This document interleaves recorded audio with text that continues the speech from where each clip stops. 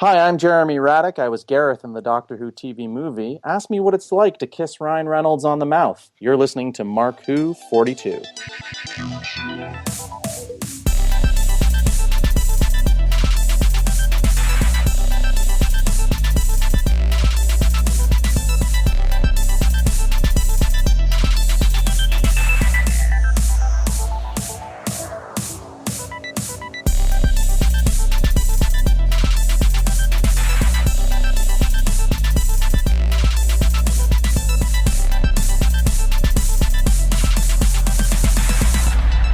Welcome to Mark Who 42's universe here on ODYSY Radio, the Geekcast Radio Network, and MarkWho42.com. I'm your host, Mark Baumgarten. Yay! And with me today are... Eduardo M. Freyre. Hey, Ed. How's it going? It's going fine, although I'm mad at you because you're not aware of the total adorableness that is Jeff the Land Shark. Oh, okay. Shame on you. Okay, you're right. Shame on you. Now, Shame on you. I know that Shame. you had... Okay. Who else? I'm not even going to say what I wanted to say. Who else do we have? Vicky Jakubowski. Hi, Vicky. Hi. How are things going? Okie dokie. I hear next week you're going to Sylvester Stallone's house. No. Excuse me. Oh, But I dear. will be going to the Rocky Mountains. The Rocky Mountain. You see how I got the mistake there? You can see my mistake. Rocky Mountain. That's I'm funny. sorry, I got that wrong. Checks in the mail. I'm too old to be one of his girlfriends, so that wouldn't work. You sure? Okay. Because if you think about how old he is, you're younger. So okay. Well, me too. Who else do? Finally, oh God, that was bad. Finally, we also have Don Quiros. Hey Zion. Hi. Last week Zion and I attended PalmCon. Yes. How do you think it went, Zion? It went well. I think it did. Yeah, I made a little money at the booth, and we had our panel, which was more of a discussion. We had more of a rap session at the panel than our original topic, but I think it went well. And Zion, we've been invited back next year. Wonderful. Nice. Yeah. So want to thank Martin Piero and all the gang out there at PalmCon. We had a great time. Okay, now that we've got the housekeeping out of the way, sweep. Oh, that was bad too. Let's now talk about our topic. Now, I got a question for you. What if we talked about the second half of the season of What If? What if? Yeah, maybe. Well, I got an idea. Okay, What if you force us. Yeah, what if I let Vicky run the discussion like she did on the first half of the What If discussion? Ooh. What if? Well, Vicky, what if I asked you? I might say yes. Okay, then, Vicky, could you do it? Show off. Yay! I get off this week. Oh, no, wait, Vicky, I have to stop for a second. I did forget something Uh-oh. before we start, and something very, very important. We just got breaking news a couple days ago. Doctor Who. Mark Who 42 used to be a Doctor Who show, so I have to bring up Doctor Who. We got news that the 13th season of Doctor Who, which will now be called Doctor Who Flux, yeah, that's the episode, Flux, will be starting on Halloween. Yay! Halloween! Scary, folks, scary. And to mark this occasion, BBC America is going to have a marathon starting on Thursday, October 28th at midnight, with Series 2, Episode 4, Girl in the Fireplace. So now we'll be talking a lot more about this news and other Doctor Who news in our extra segment. If you're listening to ODYSY Radio, you will not get this. So go to MarkWho42.com, Geekcast Radio Network, or anywhere on the platform. Look for the Mark Who 42 podcast, not Mark Who 42's universe, the Mark Who 42 podcast. And at the end of the show, after the regular show, we will have tons and tons of Doctor Who stuff. Just saying. Now, Vicky, what if you started? Okay, well, let's just dig right in, guys. Dig right into What If. So I'm going to sort of go in order, but Everything goes. We know that. So we start with episode 6. So we've had our zombies. Mm-hmm. Now we move on to the next story. What if Killmonger rescued Tony Stark? Now, most of the MCU viewers will remember that in the very first Iron Man movie, he is attacked by an IED while he's out in Iraq showing off his guns. Well, what if everything we know about that first movie changed? Ed, how did you feel about it? Yeah, interesting. I mean, I remember seeing like the previews for the episode Mm-hmm. where you have Killmonger saving Stark, and it's like, wow, okay, this could be interesting.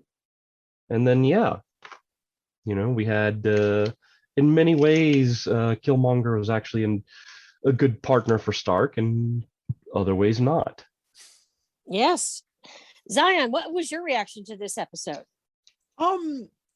It was the most left field of all of them. I kind of feel it's like, yeah, this is the one that, even though it's a good episode, this is the question that no one asked, and no one really kind of wanted to explore. At least me, because like it's an odd pairing, right? It is, isn't it? A very left field, like from Earth 1999999, which this one should be like Earth like 5. That's how parallel it is, kind of. But like, well, yeah, I would agree with that. Yeah, but like, yeah, it's just not really memorable for me because of kind of like that. It's an odd pairing, right? And like from like the jump, I kind of figured out like where this was going to go. Okay, he's going to kill Stark. He's going to go back to Wakanda. He's probably going to take over Wakanda. Because we didn't change Killmonger's origin story. Yes, exactly. That still existed. So since that still existed, when he turns around and he saves Stark, there has to be an ulterior motive. And you kind of watch the whole episode going, okay, and when does he turn? When does he turn? Come on. Yes. And then he does. And you're like, I knew it was going to happen. I knew it was going to happen. Yeah. It's pretty much like, it's predictable. At least not from my point of view. But like, yeah, it's okay. I like, if I'd give it a scale from like 1 to 10, I'd give it like a 6. Oh, that's like a C. What did you think, Mark? I thought it was the worst episode of the 9.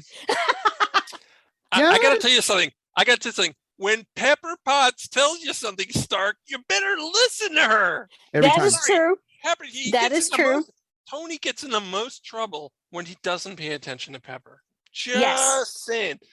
Killmonger, Black Panther. Big mistake there.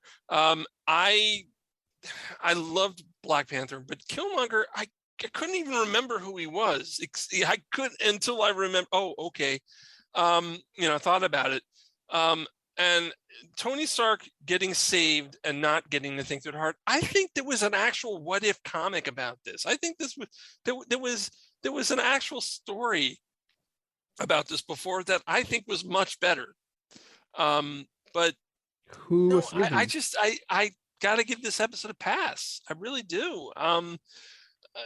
It was obvious that he was gonna turn on Stark because once I realized who Killmonger was, that was obvious. Right. I don't know. It just didn't work for me. Well, it's because unlike the others, you kind of felt like you knew how this one was going to end. Yeah. From moment 2, you knew exactly how it was going to end because it had to end that way. Yeah. Oh, completely. And if you think about episode 7, that one, where the hell did that come from? So yeah, episode 6, which you saw before, in hindsight, was terrible. Yes, not terrible. I won't say terrible. It just wasn't as good. It wasn't as strong as the others are. No. I do have to mention one thing that made me giggle why I was watching it was when they made the comment about it looking like a Gundam. The drone suits. Yep. And Killmonger's outfit very much felt like a Gundam. I'm like, nice little nod there. We'll take that. But even the drones look like the ones from Iron Man 2 that Ivan made. Right. So I understand that it's supposed to show a ripple effect and how some things would still happen, but it did. It just. I have to agree with you guys. It is not as strong. I liked it, but when I compare it to the others, it's towards the bottom. The only thing I liked less than it was the zombies. You know what? I will say this. I liked the zombie episode. I don't like zombies. I have to go back and read Marvel Zombies now. No, it's not good, Marvel Zombies? It's good. Depends on your... Yeah. It depends on your taste. Well, then I have to go Not back really a to the fan. 70s and be friends with a Marvel zombie. Would that be all right? Okay. Okay, All right, I think that's that'll better. do. That's fine. That's fine. I will say that. Okay, I will say this about the Killmonger episode. I did like the end where Killmonger goes into the where he they're doing the thing where he eats the heart-shaped herb and he goes to like meet the ancestors, and T'Challa's there and he's like, was it worth it?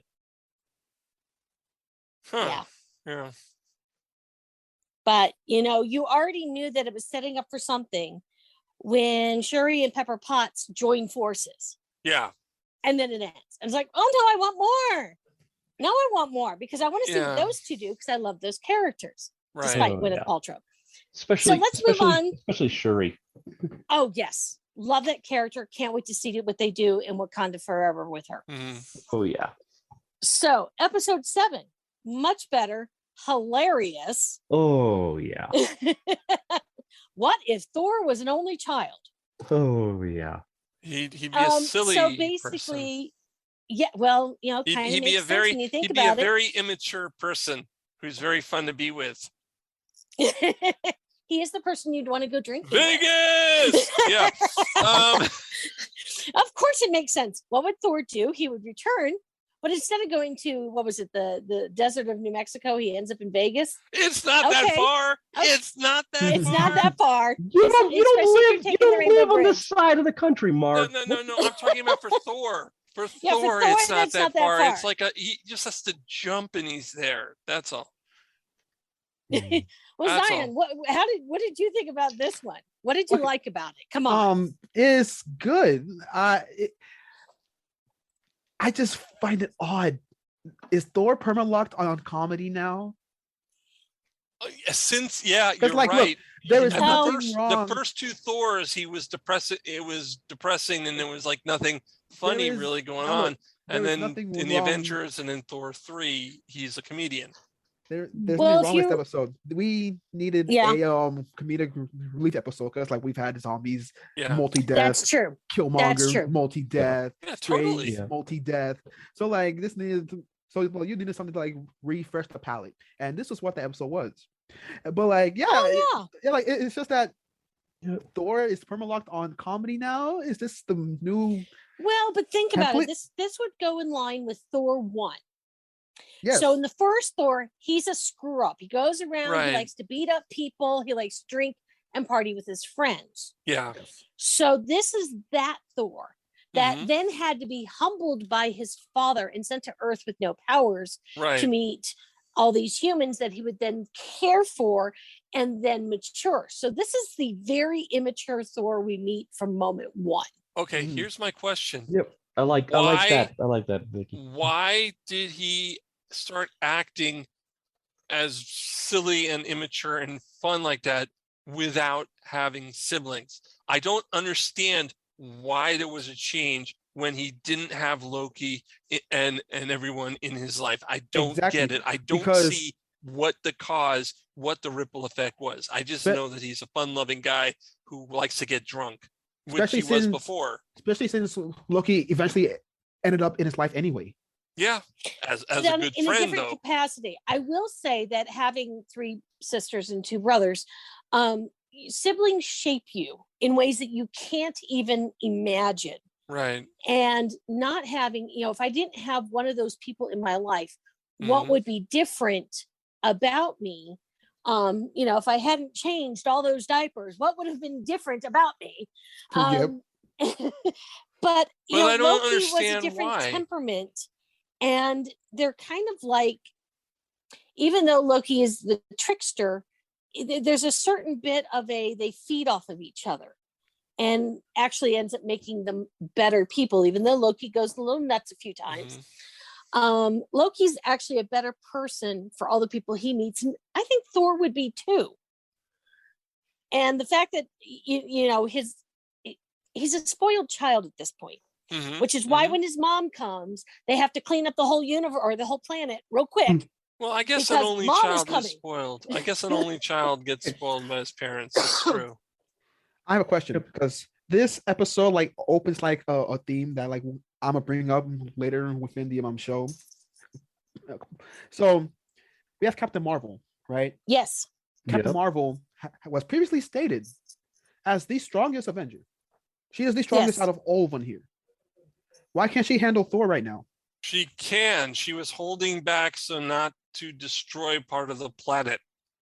No, I guess that's why at the end she was going to punch him into oblivion and cause basically all of the desert and all of the land within 500 miles or something, a radius or something like that was going to destroy it. And that's why S.H.I.E.L.D. had a nuclear arsenal behind them to do the same thing in case Captain Marvel couldn't do it. But Captain Marvel would have done the same thing those nuclear bombs would have done, except without radiation, or maybe with radiation. I don't know. That's true. But like the thing is that you tell me that like, you can't put him into submission. That might be overthinking it, but maybe not.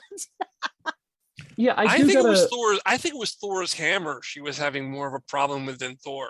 Now, like I am only saying this because like the power scaling is a bit inconsistent, and like I will keep going on with this.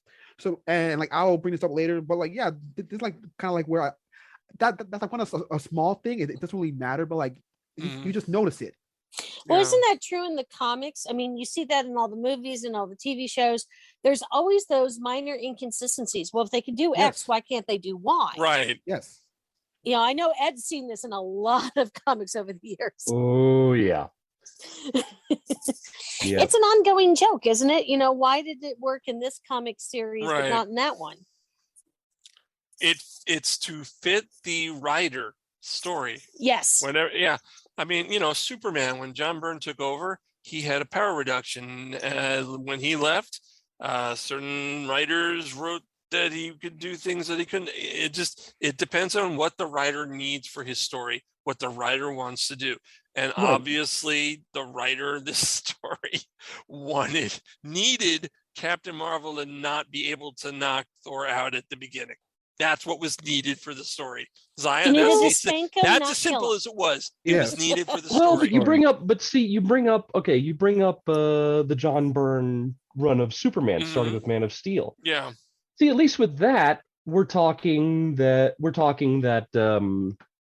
a full, with Superman and his power reduction, we're talking a full reboot. It was a reboot. Yeah. But then, it was a reboot. But then after he left, people adjusted that reboot to what they needed for the story. So he did a reboot. His was ground zero, but then later ones didn't disregard ground zero to make their story better to the way they needed it to be. I'm just saying, different writer, regardless of John Byrne, different writers change it for the need of the story. It's the need of the story that's more important than continuity at points. Yeah. Now, of course, we have to point out you see that in Doctor Who. It's been around for 58 years. That's true. Continuity, you can't keep continuity up for 58 years.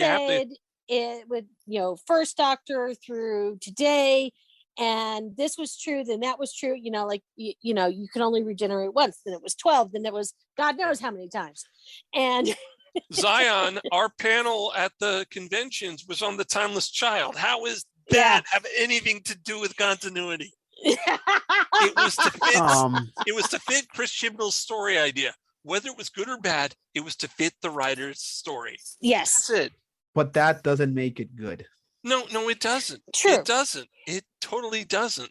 But some people did like it, so for them it was good. That being said, this episode did exactly its job. It was very funny. Yes, I agree, it did. It was very funny, and yet at the same time, I couldn't understand, okay, how is this what if story? I don't get it. Nothing bad is going to come out of this. This is so wrong. Well, we got one thing then, good course, out of it.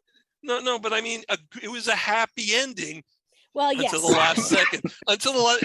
What ifs don't have happy endings? So that's why True. at the end of the story. But we got Natalie Portman back. Natalie Portman came back as Jane Foster, and we know she's going to be in the next Thor movie. Yes. So, we got a little twist in there. When we have so many actors who didn't voice their characters in this series, it was kind of nice to have her come back as her first foray back into the MCU. Oh yes, it was very good. It was very good. I will say this with this episode. I'm sorry, but when I saw Darcy marrying Howard the Duck. Oh God! Yeah, I love Howard the Duck. I feel like since we have stuff like the Multiverse of Madness coming up, I feel like we need a scene where the Howard from this episode runs into mainstream MCU and Darcy and Beverly have a cat fight. I would pay to see that. That's true. You know what? Either a cat fight. Okay, either a cat. Darcy and Beverly. That'd be great. Or will you not interrupt me? Yes, I will. Yes. Thank you. Anyway, but either a cat fight or at least have the Howard from this episode show up, see Darcy, and be like, "There's my wife," and then Darcy just like, "I married a duck." She's like, "What the hell was I drinking that night?" Yeah, or at least like, "I didn't marry. When did I marry a duck?" Remember that day in Vegas? Woo! Yeah. But I mean, oh, you're an alternate universe, Darcy. Okay, I see how it is. We've got about 2 minutes left, we've got about 2 minutes left in this segment. Let's talk about the last 2 minutes of episode 7. Oh boy! In 2 minutes or less. In 2 minutes or less. Oh,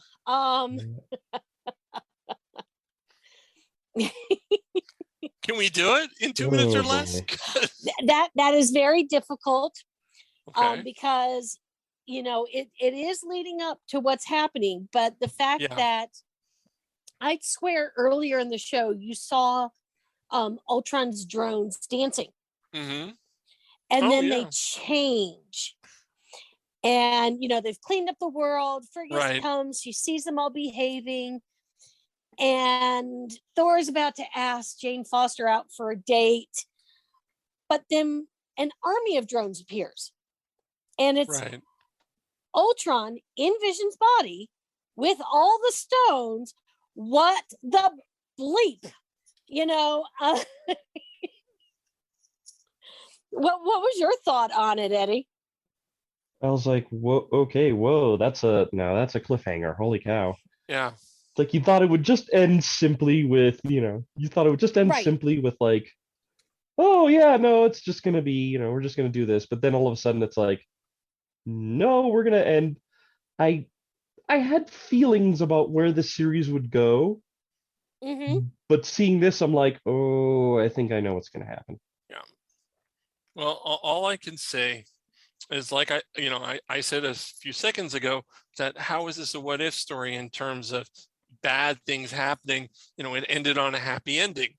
Well, but in the last 30 seconds, it didn't end in a happy ending. In fact, that made the episode was great anyway. I love the comedy from it, but that ending, I was like, okay, it's what if. You know what makes it even more funnier? What? That the watcher's reaction is exactly everyone else's reaction. Wait, what? Exactly. That perfect. It was, like just seeing it. It was again something out of complete left field, and something you never thought of, but something that's absolutely terrifying. You're like, holy crap, what is that? Yeah. Good point. And I'd like to point out what's interesting about this episode is all the different characters you have from the various MCUs. Sometimes they're in the background, but you can see them. So you've got characters from Guardians, you've got characters from Iron Man, you got characters from Thor, Captain America. I mean, you've got all these different, some of them small characters, just sitting there dancing in Vegas. And so you know what else characters? You know what the other nobody characters? was minding the shop. You know what other characters you've got? You've got us taking a break here on Mark Who 42's Universe. Yes, we're characters here. We'll be right back right after this. Oh, you're definitely a character. We'll be back with more of Mark Who 42's Universe here on Odyssey Radio. Tooncast is dedicated to the cartoons we grew up with. 100 episodes and more make up one of the GCRN's most popular podcasts. Join hosts TFG and Mike, Optimus Solo, Terror the Rising Star, and tons of guest hosts. We also have voice actor and writer interviews. Tune in to Tooncast as we look back on the cartoons that defined us as geeks. You can find Tooncast on iTunes and the web at www.geekcastradio.com. Tune in. You are listening to Mark Who 42's Universe on Odyssey Radio. Welcome back to Mark Who 42's Universe here on Odyssey Radio, the Geekcast Radio Network, markwho42.com, and podcast platforms around the world, including iTunes and Audible. I'm your host, Mark Baumgarten. With me today are Zion Quiros, Eduardo M. Freyre, and Vicky Jakubowski, in any order you want to put them. What if we're going to continue our story? Yes, our story? Does that make sense? What if I made a goof? Okay, so we're talking about the second half of the first season of Disney Plus's and Marvel Studios' great animated show, What If?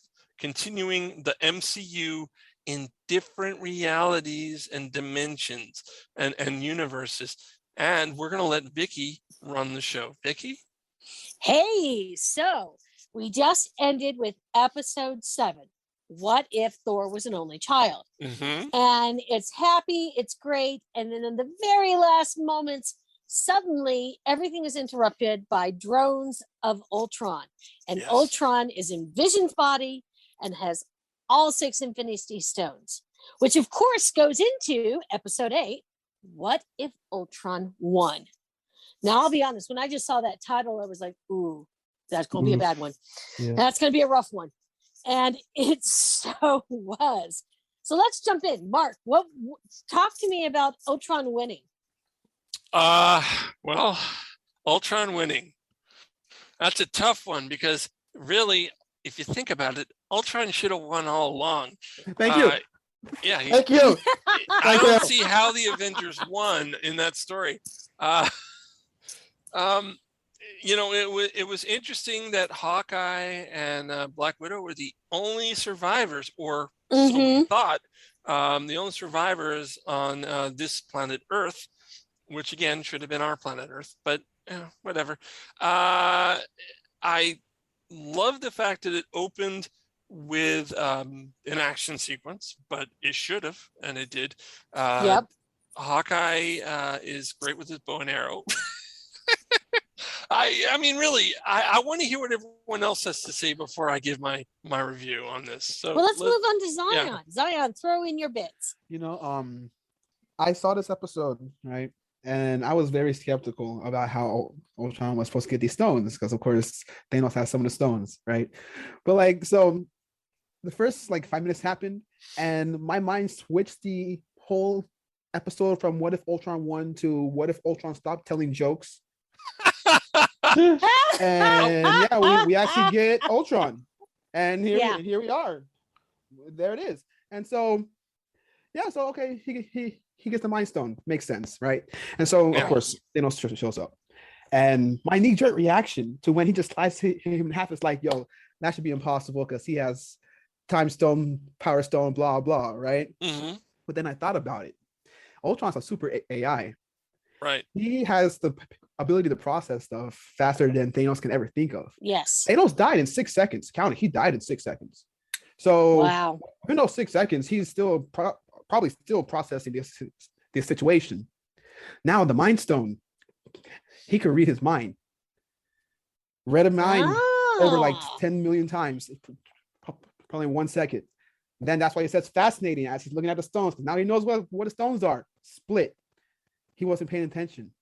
And so I was like, okay, so everything makes sense. This is literally what this is. What if Ultron stopped telling jokes? That's an interesting way of looking at it. Because here's the thing. Thanos just shows up, right? has to come up with this random monologue about how he has to desolate the planet, and you're the last step of him conquering his entire life story. And he's just there like, I'm not hearing none of that. Bye. I thought it was funny when he slices them in half. That was that actually was great. It's like, whoa! Yeah, I mean that's going to be indelibly printed in my brain for the rest of my life. That shot. I did see a couple of posts on social media that were like, "What the what? What the what? The what?" But it, that's what's so great. I mean, Ed, come on, tell me you really like this episode. Oh yeah, no, I like it. I mean, okay, yeah, we gotta go from having a lighthearted episode into this is another one of those of and everybody dies. This was, I think, the darkest episode. Was this the darkest episode? 100%. Oh yeah, and that's why I loved it. No, I would say the darkest episode was the Strange Supreme episode because the entire freaking all right, you got me. Think about it, the entire freaking universe gets wiped out. Hold on, though. Hold on. The end of this story. The end of the story is worse than the whole universe. Just saying. Okay, now I have to admit, because we chatted about this last time, but Ultron really looked like Galactus when he's like chewing on the galaxies, and the way his helmet looks and everything, it was just whoa. I'm like, interesting. I like the visuals, even if it's a different character, but it kind of would make sense when you think about it. That would be what Ultron was. I mean, he would be this omnipotent, unbeatable, theoretically, being. And he's so sentient that here's the Watcher. When that happened, and you kind of thought that was probably going to happen. Yeah. But when it happened, it was a little hard to, oh no, now the story changes. Yep. And when he gets into it kind of looks like the Matrix Hall. Yeah. When he gets into the Matrix Hall, I was like, you can't come in here. How'd you get in here? It's just like, when that part hit, right? Like this whole episode has like two giant knee-jerk reactions, right? Because like my whole like Marvel thought process, right, is still in my head. And as soon as he breaks into the multiverse, I'm like, okay, so the stones are inactive now, right? Because I've seen like a whole ton of stories where this gets inactive, right? But then all it takes is just one little thought process, right? This is the universe where these stones can work in all other universes. This is that one universe, ain't it? Yeah. All I can say is it's creepy. I like to watch. Yes. No, but the Watcher. That should be the title of the episode. It's not, but that's what the episode is. I like. No, but I mean, but speaking, it's funny. It's funny you bring that up because it's like the the stuff where the Watcher and Ultron actually throw down. That's like, I was like, holy cow, this is. And as they go through universe after universe after universe, and you recognize some of those universes, including, am I wrong, but didn't a couple of those look a little Star Wars-ish to you? Yes, he he went to Mustafar. Well, Disney gave him, maybe Disney. Well, that's true. Well, it's,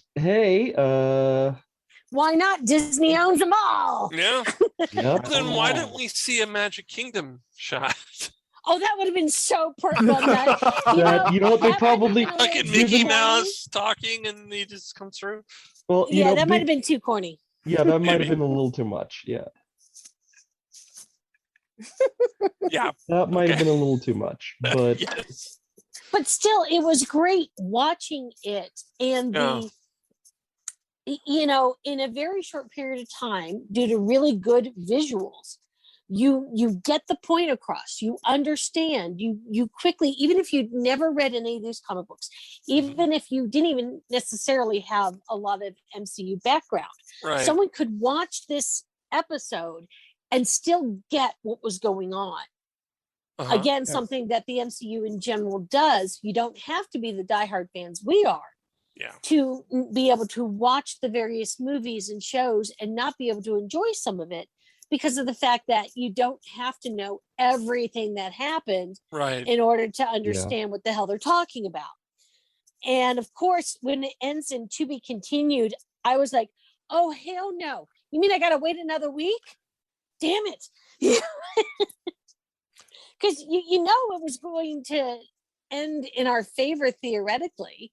It kind of had to, right? Yeah. You know, because we're going to go into the Spider-Man and the Doctor Strange movies, which are multiverses. So everyone can't die. Yeah. Do you remember in the last episode, not last episode, but the episode before when we talked about the what if first half, when I said it looks like the Watcher's appearing more and more in each episode. Yes. And I bet he's going to get involved by the end of it. Well, I win something. Ding, ding, ding. But it's true. It's like, you know, anything that has Watchers in it, you know, it's a term that's been used in multiple different genres and stories over the years. Eventually Watchers always have to get involved because you can't just sit idly by and watch everything be destroyed, because then what are you going to watch? Watu, no, and here's the thing. I mean, because it's not just that Watchers get involved, it's that Watu himself, you know, I think if you look at all the times Watchers have gotten involved, Watu would have the gold star. Yeah. For all the times he's like, I have sworn not to interfere. Something will happen and he'll be like, and here I am interfering. You know, he'll interfere, and then of course, once again, he'll be like, and I cannot interfere. It's like, okay, dude, you're gonna do it again anyway. You're gonna do it anyway, aren't you? Where were the other Watchers? That's what I was going to ask. This is something that's about to annihilate all of the multiverse. Yeah. Why aren't there other Watchers? At least there should have been a continue. You have to deal with that. You have to deal with that now. I'll say this: if Watu gets in trouble for this, for interfering like this, I mean, he could use the explanation of the multiverse was going to get annihilated. Really, it was all about self-preservation. Yes. It was defending myself. There you go. And so there you go. See, and Watcher, if you're on trial, call me. I'll be your lawyer. And you know, the Watcher is, you know, supposedly getting involved, and all he's doing is watching Hawkeye and Black Widow look for a piece of information. Look there. No. You're gonna get it. He's not helping. He's not getting involved. He's just going, oh, come on, you got to do it. Come on. You haven't done it. I love it. He's not getting involved. He doesn't get involved until I'm not going to get there. But character, you could kind of see him going, come on. Yeah. You know, he wasn't getting involved so well. Yeah, no, but I did have to laugh. I did have to laugh at that scene. It's like, come on, it's right there. Come on, a little further up. How many of us have watched a movie and said, it's right under the table? Oh my God, find it already. And I love the fact of who they went to help save the day. That was so good.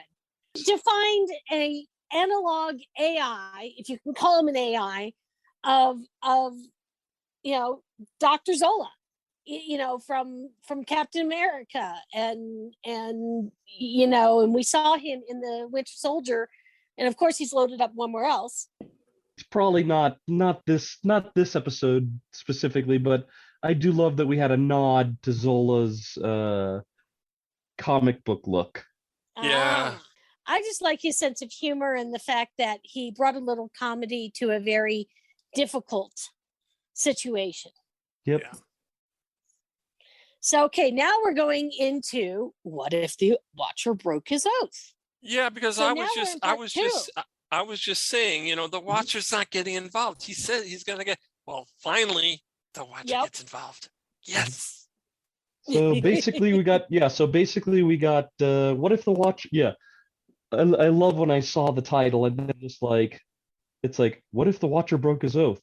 And then I just had to chuckle to myself and go, in other words, Tuesday. Every day.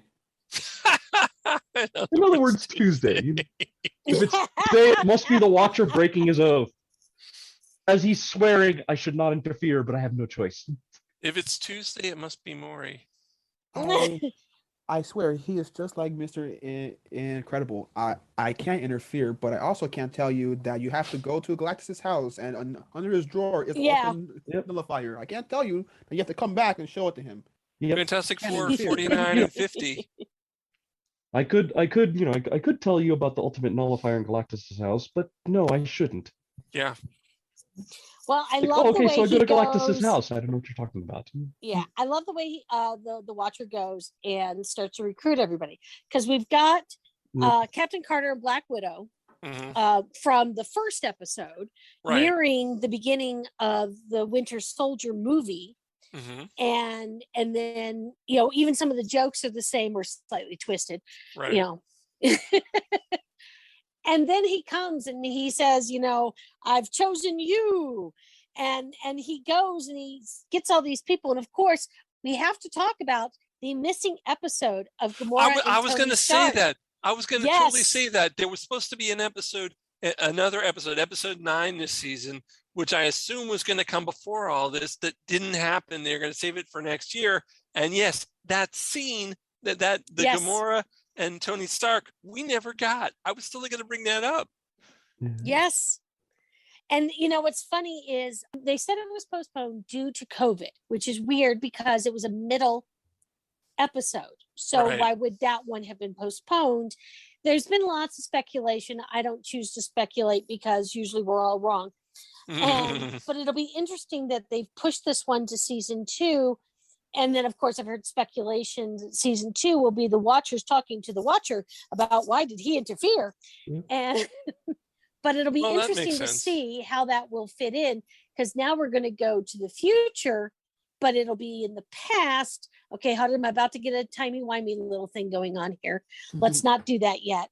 But it's fascinating because you've got Gamora, the slayer of Thanos, and she has his double-edged sword, or his double-sided sword. Right. And, you know, although I do love when the Watcher goes to get Thor, that is definitely funny. Yeah. Because he's trying to tell Thor that he's the chosen one, and Thor's too busy fighting the drones. And so he has to grab him, and he's screaming like a little girl, which I absolutely love. It was absolutely perfect. Yeah. Wait a minute. You know, we completely forgot to mention Doctor Strange at the end of episode 8 and this one. When the Doctor Strange story had come out, where at the end of it, he's trapped in a crystal and the universe is gone. I remember in the last story, the last show we did, What If, I said, yeah, that meant he died. Well, I was wrong. And I think Zion was right on this one, because he was still in the crystal. And to go back to that, continuity matters. I think we'll count that. That's our title today. What if continuity matters? That's our show title. Continuity matters. All right, back to episode 9. Well, what's interesting is how a little piece of every episode prior to episode 9 comes back in, either because he's getting the characters from them, or when they are fighting Ultron. And, you know, I particularly like it when Doctor Strange drops all the zombies on him. That was fabulous. Oh yeah. No, what I love is when he says it's not the zombies, it's what comes with the zombies. Yes. And then we get zombie Scarlet Witch. Yeah. But then because she loves him, he overpowers her. I'm like, okay, that's not right. She should have beaten his ass a little bit better. Well, I think this is what happens when the menace that you're trying to go against has the face of your zombie super. Will you? You shush! I'm trying to make a point here. Okay, I'm sorry. You shush. What's your point, Ed? Yeah. But yeah, I said it's. I think because said Menace had the face of the guy you love. That might be a little difficult to try and take him down. Even if you're a zombie, I think she had enough. She probably had enough in her head that it's like it's Vision. Bam. Yep. Zion, how did you feel about all this? You know, like I was scared for this episode because, like, of course, here's Ultron with the Infinity Stones, right? Ultron clearly shows he knows exactly what to do with the Infinity Stones. And like this kind of like this, like the first episode patched up my problem with Thanos because I didn't think that Thanos had no idea how to use the stones. Right. But Ultron clearly knows how to use the stones, right? Well, he's smart. Yes, exactly. Right. He's Thank smart. you. That's understatement. So, he's smart. Yeah. So now I'm here thinking that there's absolutely zero way that you can beat Ultron in this setting. But maybe that's why the without Watcher brings them from different universes. No, see, like that's the thing. They are so he'd have to small think of a of pay the grade. different. They're so small of a pay grade. Because, like, think about it. This was like Thanos, right? In Infinity Gauntlet, right? Yeah. We had to get all of the cosmic entities to even try and contest this dude, right? Based on what I saw off of What If Ultron Won, we should have been in a near same scenario where maybe it's not like these heroes from this universe, but something bigger on a scale of like the Doctor Strange along with someone else and blah blah. Because like, well, they wouldn't have been able to do it without Doctor Strange. That's a given. Of course, Oh, yeah. Right. That's the thing. Doctor Strange is of that pay grade who could actually do something. All the others are not. I like, love your word pay grade. That is Yes. such a great word. I just keep using it. Well, I keep think- using it. It's yeah, perfect. I would say, one thing though, I mean, I'd say that, yeah, Doctor Strange, especially if we're talking Strange Supreme, is at the power level to take him on. But also, I think also a little, the Infinity Stones and the Infinity Gauntlet, I wouldn't be surprised if MCU-wise, if they were kind of powered down a little bit. we just watched Ultron eat a galaxy the previous Yeah. episode. Yeah, that is true. I mean, that is the only thing with that. That is the only problem with that argument. But Well, it kind of feels though like a suicide mission. Yeah. So, Yes. if they're going to go and give it their all, and you've got different universes, you have different thought process, and you've got Doctor Strange kind of leading it all.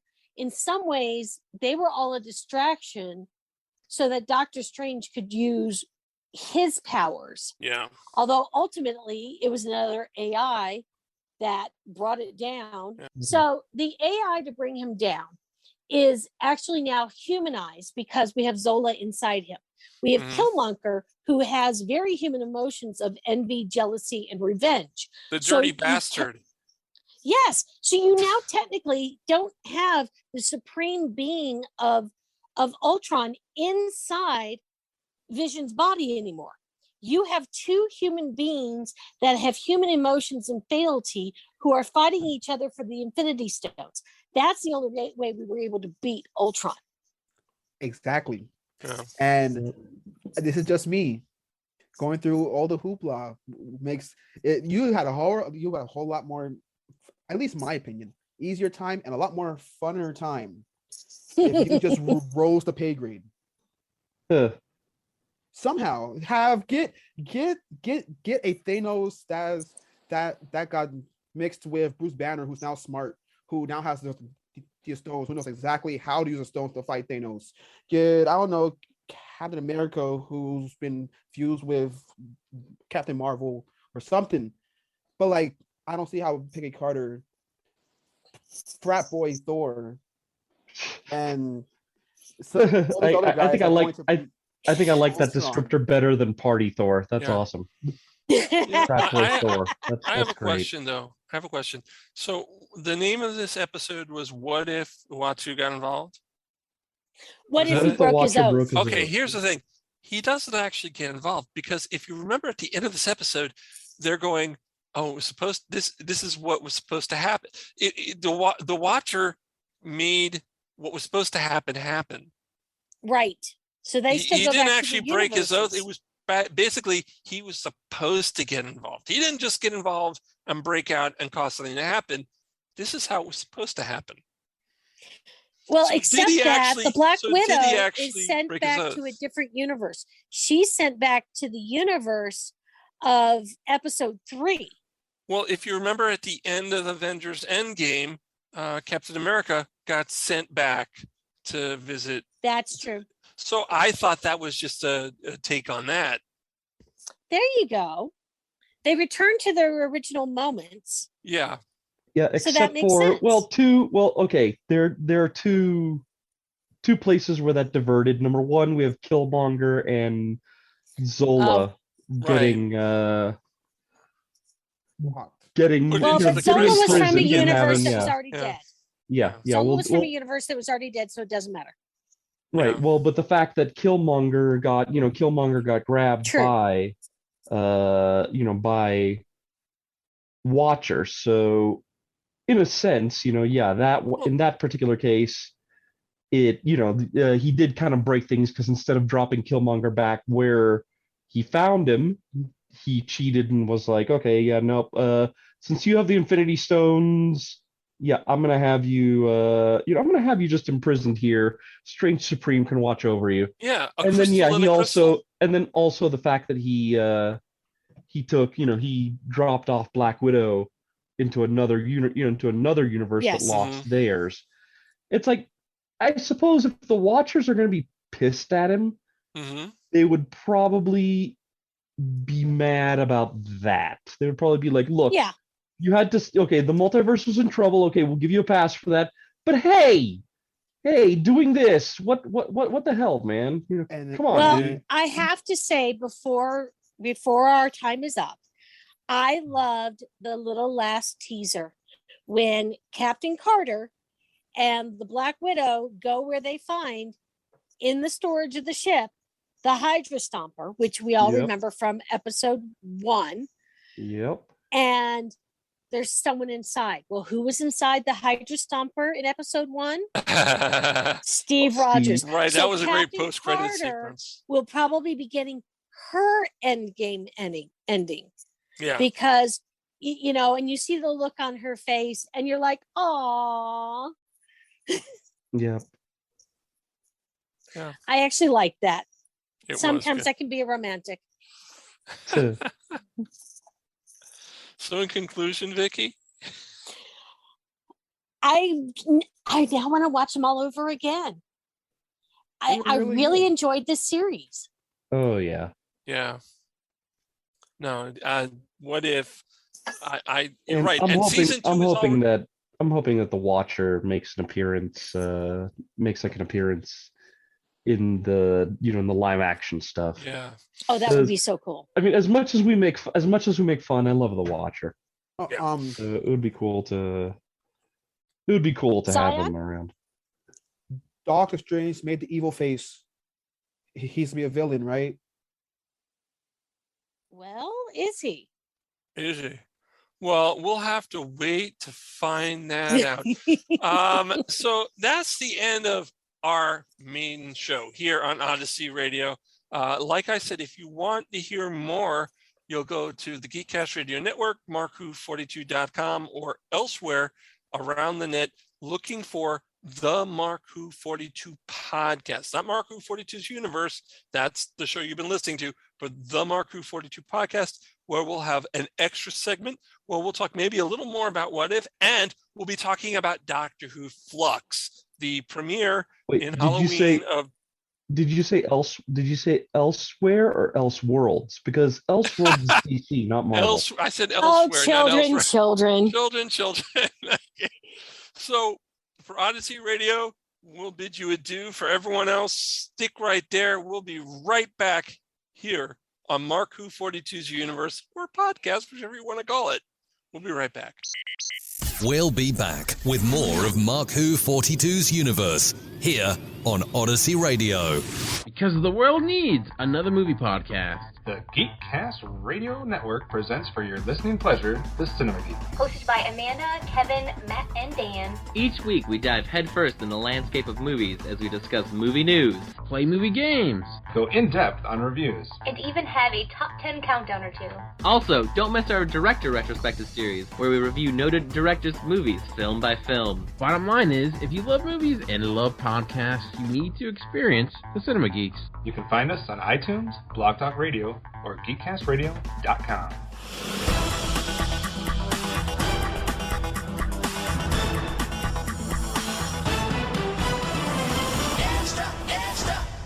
Welcome back to the Mark Who 42 podcast here on Geekcast Radio Network, markwho42.com, and around the globe on podcast platforms. On podcast platforms. Yeah, that makes sense, Mark. What if I got that right this His name time? is Mark Baumgarten. He speaks the good English. Oh, by the way, if you have anything to write to us, if you have any comments or stuff, write to markwho42s.universe@gmail.com, and we'll be glad if you send us letters, email. We'll read your emails on the air and answer them. You can also go to our Facebook page, Mark Who 42's Universe, and Twitter. I've got a Mark at Mark Who 42. I know, Ed, what's your Twitter? The Twitter is WHTBLLNKING. It's short for White Balloon King. Okay. There's a story behind that. So there is. Tell us a story. We have time. Yeah, come on, give us a story. We'll talk about Doctor Who in a little while. Go ahead, Ed. Tell us a little story. So a few years ago, there was the group that I'm a part of here in Reno, the Great Basin Geeks. We threw a convention. And one of the things is in convention planning, I kind of came up with the expression white balloon. Basically, for when you're thinking of an idea, you know how kind of like in comics, there's the thought bubble. Mm-hmm. So that was basically that's what that was based off of. Cool. Interesting. A white balloon. So yeah, when I got on Twitter, I was like, okay, white balloon. I'll just call myself White Balloon King. It would probably make more sense if I could put the vowels, but of course, Twitter's like, nope, you have a limit. I'm just like, fine. Vicky, do you have a Twitter handle? Actually, I do. I never remember what it is. Do you have a story about not remembering what it is? Well, it's because I'm totally reliant on my technology, which is a very bad thing, except that I'm married to a tech and I have a tech for a son. But, I have everything saved. And then it's like, oh, who am I? What am I doing? Because I do have the Disneyverse podcast, because I do run our Twitter feed for that one. And so that one's always fun. But I also have one that's actually under me that I always forget what the heck it is. But I'm on my phone right now if you want me to look it up. Yeah, look up what I am. Okay, look up what you are. Zion, do you have a Twitter handle? No. Zion, you don't tweet? You're not a Twitter? You're not a tweeter? You're not a twit. And no. So you're okay. Well, at least you're not an upper class twit. That's good. Monty Python never has to worry about you. You shush. You shush. You shush. That is one of the using Monty Python at Zion's expense. That is one of the best sketches on Monty Python. Yes, it is, but no fair using it at Zion's expense. Shame on you. Okay. Well, I told him he wasn't a twit. I'm not saying he was, so it was good. Mm-hmm. Okay, I do have Vicky's Twitter handle up. Okay. It is VL Jakubowski. Well, that would make sense, wouldn't it? Yeah, I would remember that one. That would be one I'd remember. Oh, okay. And I also have use that one primarily for. Well, they can get in touch with you that way, so that's good. Do a lot of pushing and outreach programs. So I also have the handle for Vince Dykla, who did all the music for Transformers, who did the background music for Transformers the movie. Oh, we better get a plug. We better get money for this one if you want to say it. Hey, we're giving a plug. I want some money out of this. Okay. You want to extort money out of Vince Dykla? Jeez. Is it V Dykla? At V Dykla? No, it's at Dykla Official. Okay, well, that's good. All right, so enough of this. Again, like I did at the beginning of the show, I said enough housekeeping. And then when we started talking about something else, I said, oh, we have other things to talk about. We're getting to that right now. Doctor Who Flux. Okay, so the announcement came out, well, it's Monday now, so about 3 days ago. Exciting news. like I said, that it'll be starting on Halloween, coming out weekly for 6 weeks. Should be a great thing. I am actually looking forward. I've said in the past, Jodie Whittaker and Chris Chibnall. I love Jodie Whittaker, but I'm not having a good time with Chibnall together. But I'm actually looking forward to this one. I am.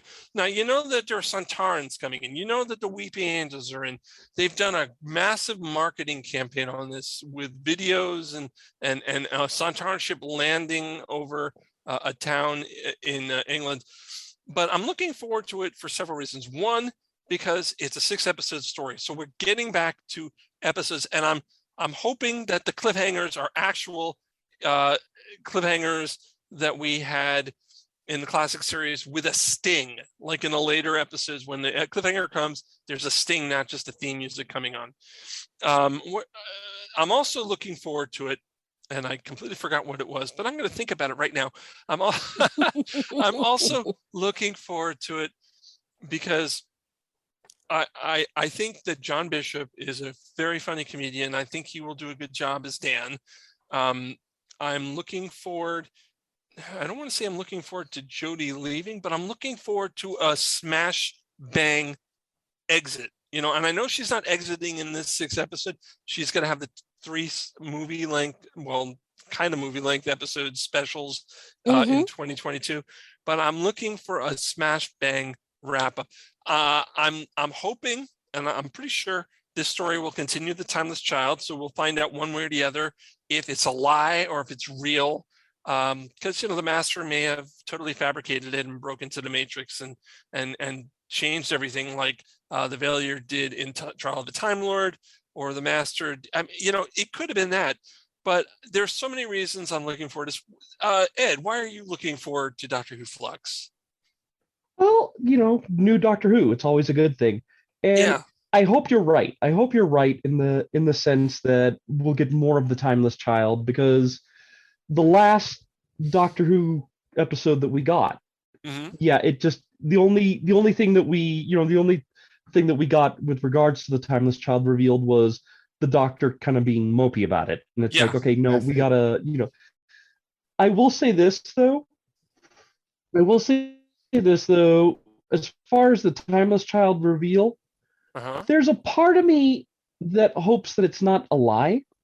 Only because with the Timeless Child revealed, we got the fugitive Doctor, right? And there were a lot of people who were like, oh wow, a female Doctor of color, that's great.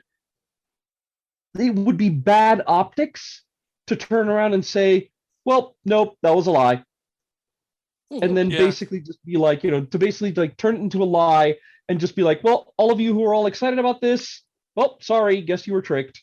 But at the same time, I think this is something the Master would do. It's something, it fits the Master's it fits, it does fit. Okay, but see, this is the thing though, because you have to put that aside for a second. In story, it is something the Master would do. But as far as Doctor Who's impact on real life, would you want, if you were running Doctor Who, if you were the showrunner, if you were Chibnall, I don't want to be. Do you want to be the guy? Do you want to be the guy who says, "Oh, you know how you were really excited about there being a female of color as the Doctor?" Right. Well, it turns out it was a lie. Oh well. Right. I mean, do you want that backlash? No. Well, you could put her in at 6B and still retcon the Timeless Child. Yeah. Yeah, that was another thing we talked about. That panel. See, that would actually be that would be a nice way to solve things, Zion. You'd have to be careful about how you do it to make sure that you don't just confuse things even more. Yeah. Because that would be about the only problem, which would be that, you don't want to get it to a point where people are like already confused as hell, and then all of a sudden you're saying, oh, and by the way, we're going to, I actually would love, I've always, whether it's with the Fugitive Doctor or somewhere else, I would love for them to finally just pull the trigger and be like, oh yeah, season 6B exists. Yeah, I like it. The thing. Season 6B, we were talking about that at our panel. Season 6B is pretty interesting. And maybe one day we'll talk about that on the show. We're not going to talk about that. I did remember what the other reason I'm excited about this season. Okay, so it's a 6-parter. It all ties together. Chibnall is actually damn good at writing multi-episode stories. I mean, Broadchurch, 3 seasons of 8 episodes each, and they were beautiful. They were tightly knit. They work together, and I think Chibnall writing Doctor Who Flux, even though I'm not a great Chibnall fan in terms of Doctor Who, I think he can do it. I think he can. Maybe. I'll say this. I'm really sorry that Jodie's leaving with Chibnall. Yeah. Because I would love, one of the things, I do read the Doctor Who comics from Titan. Mm-hmm. I think I have all the collections of Jodie Houser's run with the 13th Doctor. I want to say I have them all. Maybe I need to double check.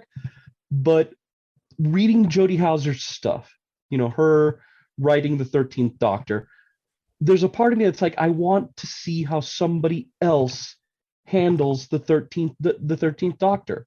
Yeah. How they handle Jodie's Doctor, because I feel like that is something that we're missing. That is something we could use. Somebody else writing the 13th Doctor.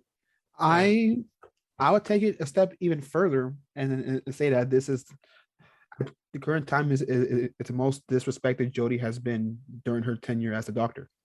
Because think about it. What day did we get the reveal that RTD was coming back? And that's another story. The other big story that happened 3 or 4 weeks ago that unfortunately we couldn't cover because our Shang-Chi episode was already in the can. I had to go on I was on vacation, so we weren't able to say it. But yeah, the other big story, Russell T. Davies coming back as the showrunner of Doctor Who. Okay, but when? It was 3 or 4 weeks. It was 3 or 4 weeks ago. Couldn't they have waited? Well, wait a minute. Yes. Waited for what? Because we are waiting for the announcement of season 13? Yes, because I'm going to be completely and utterly honest here.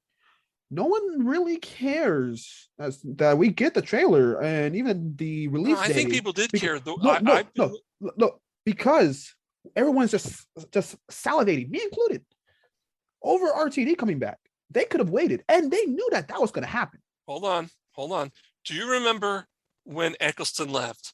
They were showing his story. They weren't supposed to announce that Eccleston was leaving until, of course, his regeneration. But instead, after the first episode aired, the BBC and Russell released information that Eccleston was leaving and David Tennant was the new Doctor. 12 episodes before Eccleston left. Yes, and so it's the same thing. It's the same thing. And yes, it was wrong then, and I see your point. And I find it's just not fair between that, her face not being on the annual, which I don't know why, but that still kind of bugs me. Mm-hmm. And now it's just odd that they pretty much saying, okay, Jodie's out, RTD's in before the new Jodie's season even came in. That's like on equivalence of them throwing in Jodie before Peter left. How will we all feel about that? It's wrong. Yeah, I guess. We did know Jodie was coming before they had Peter Capaldi's last episode. Although I do see your point in the fact that his it's not like he had just started, he had just had his first episode, and they're like, oh yeah, and by the way, he'll only do 3 seasons and then leave, and but we got a female Doctor. Boom. Yeah. I kind of wonder if it's it's not. I think that it's not so much the RTD announcement. I'm gonna go out on a limb and just and say that maybe they're not. It wasn't so much about Jodie.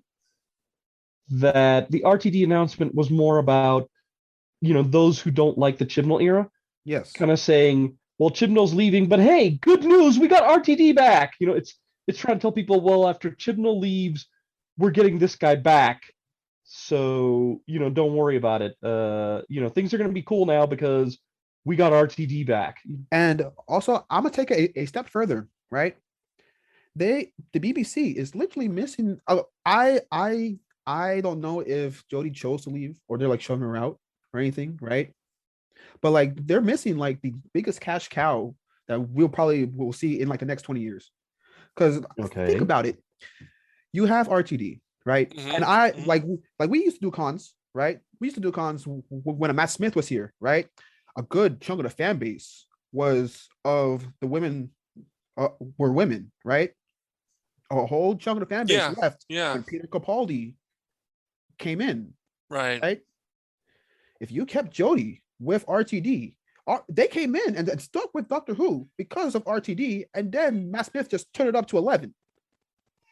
If you kept RTD with Jodie and you make it good, you're making so much cash you won't even see straight. I see your point. However, I gotta let you know, in terms of Mark Who 42 books, we at conventions, we sell books, we sell Doctor Who merchandise. Sales had plummeted after Smith left and have never picked up.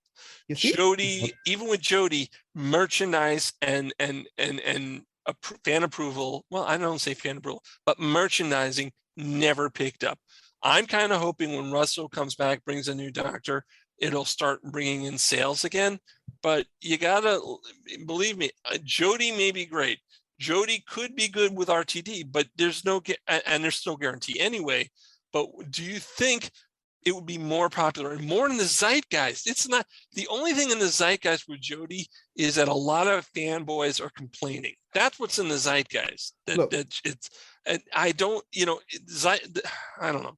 Look, if it's quality, I think it's not okay. It's just that simple. Well, I think there are two things that happen here. One is that, for better or for worse, having the young kind of good-looking doctors like Tennant and Smith, that's what drew that drew the audience in. Yes. And when they left, it hurt things. Randy, my girlfriend, always says when Matt Smith left and Capaldi came, they threw away the cash cow. They did. That Stephen Moffat completely threw away the cash cow of Doctor Who. But you know what? A friend of ours actually, she has said that maybe what should have happened is you bring which is it should have been after Smith. Maybe that was the time to do a female doctor. Like that was when you do the female doctor. Then maybe afterwards you could have tried to go for Capaldi. It could have worked with Moffat. I don't know. I find it kind of odd, but like on that same token, this almost guarantees that the next Doctor is going to be of a younger age. Yeah, and it's probably, I wouldn't be surprised if RTD tries to go. I wouldn't be surprised if RTD or the producers or the powers that I wouldn't be surprised if the mission is going to be, okay, RTD's back. Now let's turn things back a bit. Let's try to find a young, good-looking actor to be the Doctor. Yeah. Maybe RTD will be like, okay, we're not going to throw the baby with the bathwater out and keep a female, try to do a female Doctor, just a younger woman. Like Jodie's not that old, but maybe about, maybe not as, but like they're gonna, hopefully he'll keep with a female Doctor and not just be like, okay, we're gonna have, insert hot young British actor here. Yes. See, like now, like that is a perfect way to bring in what I wanted to ask you guys, right? So we have what RTD clearly worked with, right? And it worked, right? Yeah. But there's no guarantee that him coming back is lightning striking twice. So in the sense that he does not strike twice, is this does that just kill the show? And yes, they're actually, I've heard reports that this is probably the last chance for Doctor Who if RTD's reboot doesn't work, that's You it. know what? It would not surprise me. It would not surprise me if this we're on is trial again. Yes. And we're talking about a young actor to replace Jodie that RTD brings in. When RTD first came in, he had worked with Eccleston on a show that he did, I think it was called Only a Messiah or something, where he played a Christ-like figure. He had worked with Tennant before, so he had worked with these people, and a lot of producers of the show bring actors they've worked with. Well, and here's a rumor, and I do not think will be the Doctor, but it's a rumor that Ollie Alexander might be the next Doctor. Now, Ollie, he's a musician and an actor, but he was the star of RTD's latest show called It's a Sin. Remember, I don't think you've seen It's a Sin, guys, but remember that they had recreated that Doctor Who Dalek sequence from the 80s? Yes. Well, Ollie Alexander was the star of that show, and there's rumors that, and it was before RTD was even coming back as showrunner, he was one of the front runners to replace Jodie. Now, just an idea, because RTD is probably going to bring someone he worked with. It's easier to work with somebody who you've already worked with, who is going to be able to do the part. I mean, Chibnall brought in Jodie from Broadchurch. I don't think there was an audition. I think he just said, "Do you want to do it?" I think if there was an audition, it was for the BBC, not for him. Right. He was already sure it was Jodie. So I think RTD is going to pick someone he already knows, and Ollie Alexander fits the age range and qualities of the Doctor that worked for RTD before. He's 31. How old was Matt Smith when he picked up? 30. And Matt Smith was either 20. I don't want to say it. Around 30. So, like I'm saying, it's the right age range. It's the right age range. The age range. Speak properly, Mark. Age range. It's the right age range. Flux. Yeah. Matt Smith was in that area of 30, 31. So, yeah, it's a possibility. Just throwing it out there. Personally, Idris Elba, if you're still interested in Doctor Who, it's open. Oh, God, please. Well, no, because he said he's interested. He has said he would be interested, but he's also a front runner for James Bond. So, he can't do both. I think he's too big, but that's the problem. He's too big a name? Yeah, I think so. Because he's not just Hollywood, he's Hollywood. Yeah. But I mean, if Hollywood has an interest, you're going to take him up on him? Then you take it.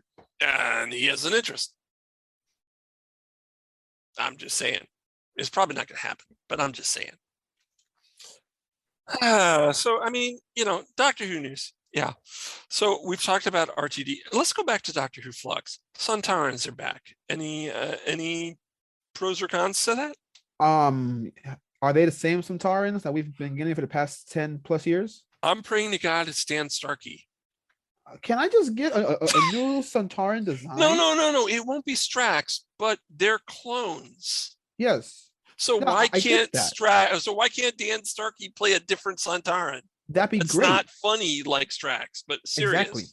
Yeah, that could work. It's not only that, but we've had the purple Sontarans since 2005. Mm-hmm. Can I just get the black Sontarans just once? The ones that were actually 6 feet. Are you talking about the ones from the two Doctors? Yeah, but okay, hold on. But Sontarans are supposed to be short. The ones in the two Doctors were so wrong. And the makeup job was horrible. The two that was gross. Don't ask for them back. Because we get new Daleks, we get new Cybermen, we get new Zygons.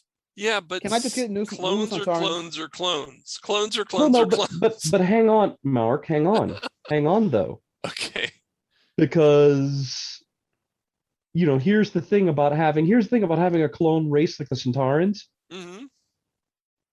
That does not mean that we're just going to they're just going to use the same template absolutely over correct. and over. I'm glad you brought that up. I mean, hey, you could always have somebody, being like, okay, we need to maybe, spruce things up a bit. I'm gonna, we'll add this to the clone mix. We'll make them a little taller, maybe a little more, you just simply Actually, introduce them as another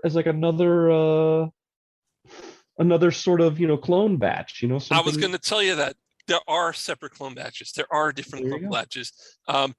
Invasion of Time. Hardly anyone looked alike. There are different clone batches, and I'm glad you picked up on that. So yes, they could be. It doesn't have to be the Ansargi.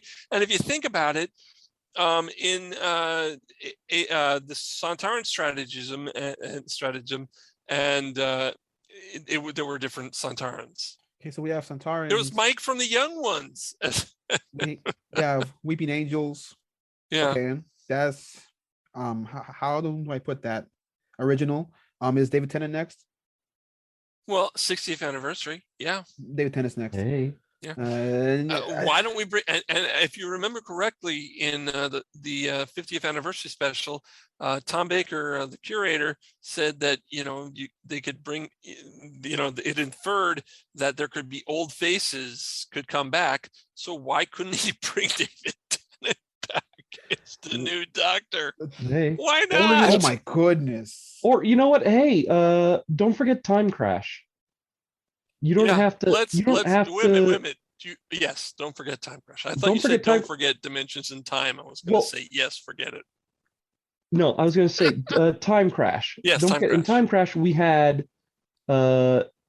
We did have Peter Davison. Peter Davidson as the Fifth Doctor. Mm-hmm. They said because of the situation, right? Yes. That he was, that's why he looks older. Yeah. So all you can do, you could bring in, you don't have to have, you don't have to have David Tennant as somebody else. Mm-hmm.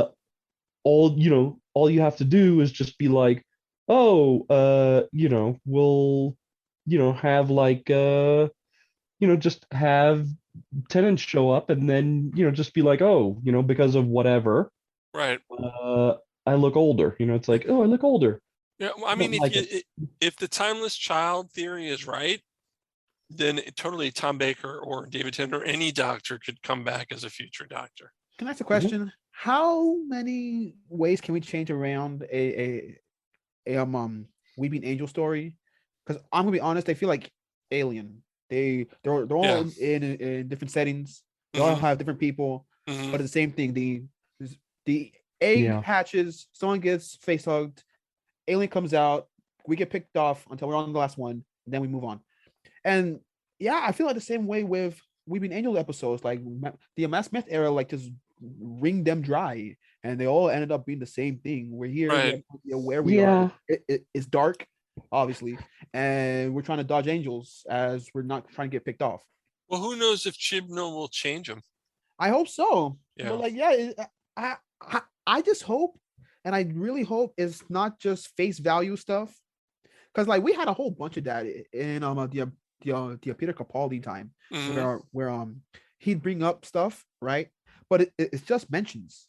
It's just dialogue. Like it's just fan wink. Planet 9, right. Blah blah. We're just saying it. Yeah. I just hope that it's not just, hey, here's the Weeping Angels. Watch the episode because Weeping Angels is in here, and blah blah and blah blah. Oh yeah, no, I honestly, for me, I think the Weeping Angels are, truth be told, done to death, because it's like, it's a one-trick pony. Yes. Really, it's a one-trick pony, and there's only so many times you could introduce a new thing, like, oh, here are cherub angels. Oh, here's Weeping Angel, the such. It's like, how many times till it's just, like, honestly, there's something that I think as a main antagonist, I would say their time is done.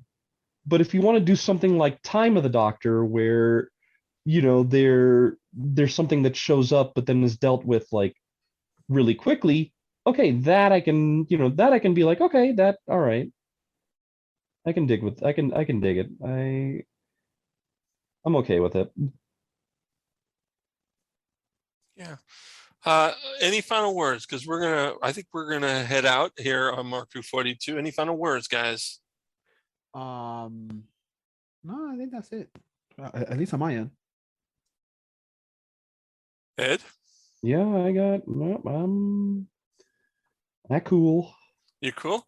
All Okay. right. Well, in that case, like I said, Doctor Who will be back coming Halloween. It should be great on BBC One, on BBC America here in the United States on Halloween evening. It's called Flux, Doctor Who Flux. And just to let you know, again, BBC America is going to have a marathon starting on Thursday, October 28th at midnight, which they're going to show Series 2, Episode 4, Girl in the Fireplace, and every episode in order. At least that's what the website says. So on behalf of myself, Mark Baumgarten, Zion Quiros, Eduardo M. Freyre, and Vicky Jakubowski, we're going to say goodbye to you here on the Geekcast Radio Network, markwho42.com, and elsewhere on the interweb thingy around the globe on podcast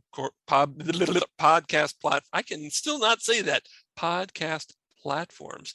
This is Mark Who 42's podcast, also known as Mark Who 42's Universe. Until next time, so long, everyone. Thanks for listening to Mark Who 42's Universe with hosts Mark Baumgarten, Eduardo M. Freyre, Zion Quiros, and Vicky Jakubowski. This program was produced and directed by Mark Baumgarten.